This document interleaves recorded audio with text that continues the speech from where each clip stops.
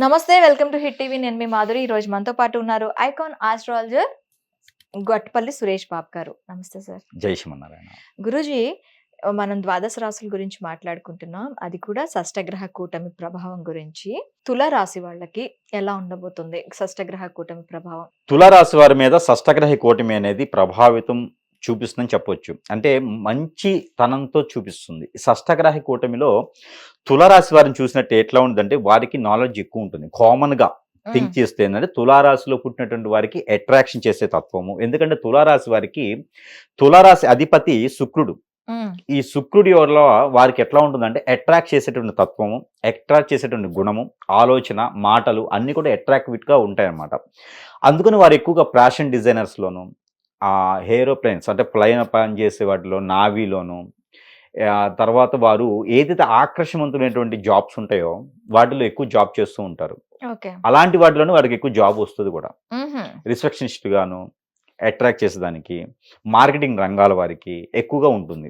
కాకపోతే గత 5 సంవత్సరాలుగా వారికి అంత అనుకూలంగా లేదు. ఏ ఆలోచన ఉన్నా, ఏ నాలెడ్జ్ ఉన్నా కూడా ఇంట్లోనే సరిపోతుంది వారికి. ఒకే దగ్గర ఒక మూలలో కూర్చొని వారి పని వారు చేసుకునే విధానికి ఏర్పడిపోయారు. ఎందుకంటే వారికి గ్రహాలు ఏవి అనుకూలంగా లేవు. కానీ ఈ షష్టగ్రహ కూటమి ఏదైతే ఉందో ఇది తులారాశి వారికి కూడా అదృష్టం వస్తుందని చెప్పొచ్చు.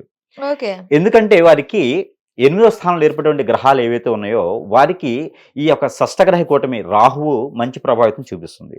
అలానే శుక్రుడు మంచి స్థానంలోకి వెళ్ళిపోతున్నాడు. అలానే గురువు కూడా మారుతున్నాడు. మే 18వ తారీఖున గురువు కూడా మారుతున్నాడు 2020 సంవత్సరంలో. అప్పటి నుంచి వీరికి ఇంకా అనుకూలంగా ఉంటుంది. ఏదైనా ఈ ఒక 2025 సంవత్సరంలో నెలకి మార్పు అనేది రావడం జరుగుతుంది అంటే అది ఒక తులారాశి వారికి మాత్రమే అవుతుందా అని చెప్పొచ్చు. ఎలా అంటే ఎక్కడో తీసుకుపోయేసి ఒక వ్యాపారాన్ని మొదలు పెడతారు. అక్కడ అసలు మానవాళి తిరిగేటువంటి పరిస్థితులు ప్రభావితం ఉండదు. కానీ వీరి ఆలోచన ఏంటంటే ఒక 2-3 సంవత్సరాల తర్వాత ఇక్కడ పలాని ఏర్పాటు అవుతుంది అని ఒక వీళ్ళు 6th తోటి చెప్తుంది. అంటే ఈ షష్టగ్రహ కూటమిలో వీరికి ఉన్న గ్రహస్థితి అంత బాగుంది. వీరి ఆలోచన ఒక 2 సంవత్సరాల తర్వాత ఉండిద్ది. అంటే బిఫోర్ ఆలోచిస్తారు వీరు. ఆ 2 సంవత్సరాల తర్వాత ఆ ఏరియా డెవలప్ అయిద్దాను కానీ వీరు అక్కడ వెంచర్ వేయటం, వీరు అక్కడ డెవలప్ చేసేసి ఒక కన్స్ట్రక్షన్ బిల్డింగ్ కట్టడం, వీరి ద్వారానే అక్కడ ఏరియా డెవలప్ అయిందా అనుకునే విధంగా ఉంటారు. ఆ విధంగా పై స్థాయి కూడా వెళ్ళేటువంటి పరిస్థితులు ఉంటారు. కానీ వీరిలో ఒకటి ఉంది, చెడు మాటలు, చెప్పుడు మాటలు, లేనిపోయిన విషయాలు వినేసి లాస్ పోయేదానికి కూడా ఎక్కువ కనబడుతూ ఉంది. అందుకని వీరు మొండిగా ఎవరి మాట వినకుండా ముందుకు వెళ్ళాలి. అది లాసా, నష్టమా, లాభమా లేకుండా వీరు అనుకున్నది అక్కడ నిర్వర్తించాలి. వీరు ఏదైతే అనుకుంటారో అది అక్కడ చేస్తే ఖచ్చితంగా హై స్థాయిలోకి, హై పొజిషన్లోకి వెళ్ళేదానికి బాగా కనిపిస్తుంది తులారాశి వారికి. ఇది షష్టగ్రహ కూటమి వల్ల మాత్రమే ఏర్పడుతుంది. వీరి యొక్క స్థితిగతులు అంటే వీరి యొక్క దశాంతర దశలు, అలానే వీరు గోచార ప్రకారంగా ఏ నక్షత్రము, ఏ స్థానంలో ఏ గ్రహం ఉందో చూసుకోవాలి. దాని తగ్గట్టుగా రియల్ ఎస్టేటు, ఫైనాన్స్ సెక్టారు, అలానే బిల్డర్సు, అలానే కన్స్ట్రక్షన్ రంగంలో ఆర్కిటెక్చర్స్, ఇలాంటి వాటిలో వీరికి చాలా అనుకూలంగా కనబడుతుంది. అలానే ఇసుక, ఇటుక, ఇనుము ఇలాంటి వాటిలో కూడా వీరికి బాగుంది. సివిల్ ఇంజనీర్స్, రోడ్డు కాంట్రాక్టర్లు ఇలాంటి వాటికి కూడా వీరికి చాలా బాగుంది. కషర్స్, మైనింగ్ ఇలాంటి వారికి చాలా అనుకూలంగా ఉంది. అంటే ఇవన్నీ తులారాశి వారికి పొలిటీషియన్స్ ఎక్కువ మంది ఉంటారు. తులారాశిలో రాణించే వారికి పొలిటీషియన్స్ చాలా ఎక్కువ మంది ఉంటారు. సో వీరందరికి కూడా అదృష్టం అనేది వస్తుంది ఇప్పుడు. కాబట్టి వీరి యొక్క పర్సనల్ వృత్తులు ఏవైతే ఉన్నాయో, డబ్బు సాధించడం వనరులు ఏవైతే ఉన్నాయో అవన్నీ కూడా మంచిగా ఉండేలా కనపడుతుంది. అయితే మీరు ఇందాక అన్నారు షష్టగ్రహ కూటమి ద్వారా మనకి పాలించే రాజులు ఎవరైతే ఉంటారో వాళ్ళకి కొంత దోషాలు కనిపిస్తాయని. ఇప్పుడు మీరు మనకి రాజులు అంటే పొలిటీషియన్సే. సో ఈ పొలిటీషియన్స్ కి తులారాశిలో ఉన్న వాళ్ళకైనా మిగతా రాశిలో ఉన్న వాళ్ళకి కూడా ఏమైనా రాణించే అవకాశం ఉంటుందా? ఖచ్చితంగా. అయితే ఈ యొక్క షష్టగ్రహ కూటమి వల్ల తులారాశి వారికి ఒక్కటే కాదు, ద్వాదశ రాశుల వారి అందరికీ కూడా ఆ ఒక ఇబ్బందులు అనేవి, స్థితిగతులు అనేవి ఉంటాయి. కానీ పొలిటీషియన్స్ ఎవరైతే ఉన్నారో వారు తులారాశి వారే అవ్వాల్సిన అవసరం లేదు. తులారాశి వారు కూడా పొలిటీషియన్స్ అయి ఉంటే వారికి వరించేటువంటి ఇవి ఉంటాయి అన్నమాట, అదృష్టాలు. అలానే ఆ షష్టగ్రహ కూటమిలో ఏర్పడిన వాటికి తులారాశి వారు ఒక్కరే రాజకీయంలో ఉండరు. ద్వాదశ రాశి వారు అందరూ ఉంటారు. కానీ తులారాశి వారు ఎవరైనా రాజకీయంలో ఉంటే వారికి ఇలాంటి అదృష్టం ఉంటుంది. వారి యొక్క పర్సనల్ గా ఏదైనా వ్యాపారాలు ఉంటే ఆ వ్యాపారాలు వృద్ధి అయ్యేలాగా ఉన్నాయన్నమాట. హ్మ్. మీరన్నట్టుగా తులారాశి వారే కనుక షష్ఠగ్రహ కూటమిలో ఉండి, అంటే షష్ఠగ్రహ కూటమి వల్ల పొలిటీషియన్స్ లో ఉండి తులారాశి వారై ఉండి వారే కనుక దేశాన్ని పాలించేవారై ఉంటే కనుక ఖచ్చితంగా ఆరోగ్య సమస్యలు ఉంటాయి. హ్మ్. అయితే అది ఎలాగా? అదే అంటున్నా, వారి వారి యొక్క దశాంతర దశలు, వారి గోచారం, వారికి అప్పుడు ఏ గ్రహం నడుస్తుంది. నిజంగా వారికి సూర్య భగవాన్ యొక్క దశాంతర దశలు ఉన్నాయనుకోండి, మనం అనుకున్నట్టుగా బిజినెస్లో గ్రోతింగ్ అనేది ఉంటుంది. వారికి శని కానీ బుధుని కానీ గురువు కానీ దశాంతర దశలు ఉన్నాయనుకోండి, ఖచ్చితంగా వారికి స్వస్తి అనేది ఉంటుంది. అంటే హ్మ్. కొంతమేర ఆరోగ్య సమస్యలు అనేది ఉంటుంది. నిజంగా వారికి కుజుడు కానీ శని భగవానుడు దశలు ఏదైనా ఉండి 8వ స్థానంలో శని భగవానుడు ఉండి 4, 6 స్థానంలో శని భగవానుడు కనుక వారికి గోచారంలో ఉన్నట్టయితే ఖచ్చితంగా వారికి ఆరోగ్య సమస్యలే కాదు, ఇంకొంచెం పెద్దగా కూడా ఉండేలా ఉంటుంది. అలా ఉన్న వారు ఎవరైనా పొలిటీషియన్లో ఉంటే గనక వారికి షష్ఠగ్రహ కూటమి నుంచి ఏర్పడేటువంటి అశుభ దృష్టి ఈ తులారాశి వారి మీద కూడా అదృష్టం అలా ఉండదు అని చెప్పొచ్చు. ఓకే. అంటే మనము గోచార ప్రకారం కూడా చూసుకోవాలి. హ్మ్. అంటే వాడు చెప్పాడు కదా అని చెప్పి అందరికీ ఒకటేలా ఉండదు. ఆ గోచారం వారి యొక్క స్థితిగతులు ఇలా ఉండబోతోంది. మనం చెప్పేదంతా ఇలా ఉండబోతోంది. కాబట్టి ఒక్కసారి మీరు చెక్ చేసుకోండి. మీ గోచారం ఎలా ఉంది? మీ స్థితిగతులు ఎలా ఉన్నాయి? మీ రాశిలో దశలు మీ రాశిలో దశలు, అంతర్దశలు ఎలా ఉన్నాయి చూసుకొని దానికి ఇవి చెప్పిన మాటలు అప్లికేబుల్ చేసుకోవాలి అంట. చేసుకోవాలి. ఇంకోటి కూడా ఉంది, దానికి తగ్గట్టుగా పరిహారం తీసుకోవాలి.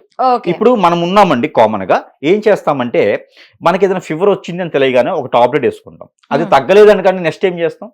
హాస్పిటల్కి వెళ్తాం. అట్లానే మనకి గ్రహాల రీత్యా ఎప్పటికప్పుడు మనం చెక్ చేసుకుంటూ ఉండాలి. మనమే కామన్ మ్యానే చెక్ చేసుకుంటూ ఉన్నప్పుడు మరి రాష్ట్రాన్ని రాజ్యాన్ని పాలించేటువంటి వారు ప్రతి 3 రోజులకు ఒకసారి చెక్ చేసుకుంటూ ఉండాల్సిందే. ఖచ్చితంగా 3 రోజులకు ఒకసారి చెక్ చేసుకుంటూ ఏదైనా పండితుల చేత పరిహారాలు చేయించుకుంటూ ఉంటే మాత్రమే అది జరుగుతూ ఉంటుంది. అందుకోసం ఎక్కువగా 10 మందిలో నడిచేటువంటి వాళ్ళు కానీ 10 మందితో ఎక్కువగా ముఖం కనిపించేటువంటి ఎవరైతే ఉన్నారో వీరందరూ కూడా ఖచ్చితంగా అమావాస్య పౌర్ణానికి దిష్టి అని చెప్పి చేస్తారు. అది ఇంట్లో పని వాళ్ళ చేతన, మనమైనా, ఇంట్లో పెద్దవాళ్ళ చేతన ఖచ్చితంగా తీయించుకోవాలి. అది తీయించుకోవడం మాత్రాన వీరికి కొంతమందికి ఆరోగ్య సమస్యలు వస్తాయి, అవి అర్థం కావు.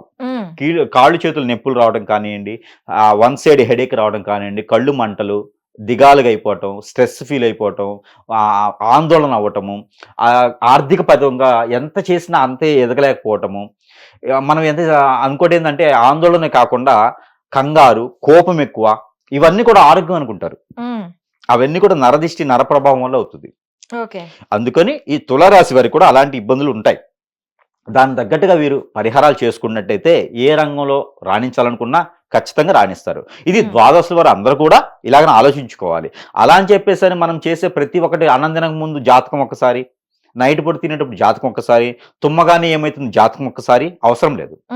జాతకం చూపించుకునే పని అవసరం లేదు. కాకపోతే జాగ్రత్తగా ఉండాలి. జాతకం ఎప్పుడు చూపించుకోవాలి? ఇలా షష్ఠగ్రహ కూటమి వచ్చినప్పుడు, గ్రహాలు అనుకోకుండా మారినప్పుడు, ఏదైనా విపత్తు ఏర్పడ్డప్పుడు, నిజంగానే ఆరోగ్య సమస్యలు బాగా పరిగణిస్తున్నాయి, బాగా తగ్గుతున్నాయి, ఆరోగ్యాలు బాగా మనకి ఒక ఇమ్యూనిటీ తగ్గిపోతుంది అన్నప్పుడు, మనం ఆర్థికంగా ఎదగలేకపోతున్నాము అన్నప్పుడు, పెళ్ళిళ్ళు కావాలి అన్నప్పుడు ఖచ్చితంగా జాతకం చూపించుకోవాలి. ప్రతిదానికి సెంటిమెంట్గా జాతకం అవసరం లేదు. ఇలాగ మనం చూపించుకున్నట్టయితే ఈ ద్వాదశ రాశి వారందరూ కూడా మంచి ఇది ఉంటుంది. మంచి గురువు గారి దగ్గర చూపించుకున్నట్టయితే ఇంకా మంచి జరుగుతుంది. సమీప దూరంలో చాలా మంది గురువులు అయ్యారు. ఈ రోజున అవేర్నెస్ పెరిగిపోయింది. బుక్ నాలెడ్జ్తో చాలా మంది ఉన్నారు. ఎవరి దగ్గరైనా చూపించుకోవచ్చు. అలా చూపించుకొని దాని దగ్గర పరిహారాలు చేసుకుంటే కూడా సరిపోతుంది. చిన్నగా చేసుకుంటే సరిపోతుంది. అందులో తులారాశి వారికి ముఖ్యంగా పరిహారం ఏంటంటే వీరికి కాజు, జీడిపప్పు అని ఉంటుంది. ఈ జీడిపప్పు ఒక 1/4 కిలో, బాదం పప్పు ఒక 1/4 కిలో. ఇదేంటండి గురుగారు మీకు నాకు కిరాణా షాప్ ఉందా అనుకోవచ్చు. కానీ వారి యొక్క స్థితిగతుల ప్రకారంగా పరిహారాలు ఏదైతే అనుకూలంగా ఉంటుందో అవి చేయడం ద్వారా వారికి మంచి జరుగుతుంది. అలానే వీటితో బెల్లము ఒక 1/2 కిలో ఇవి తీసుకొని ఇవి అన్నీ కూడా తలమేం పెట్టుకొని తనకు తానుగా ఒక 7 సార్లు ప్రదక్షిణ చేసుకొని, లేదంటే అవన్నీ మన చుట్టూతా క్లాక్ వైజ్గా 7 సార్లు ప్రదక్షిణ తిప్పుకొని అవన్నీ కూడా పారేటువంటి నీటిలో వేయడం ద్వారా వీరికి మంచి జరుగుతుంది.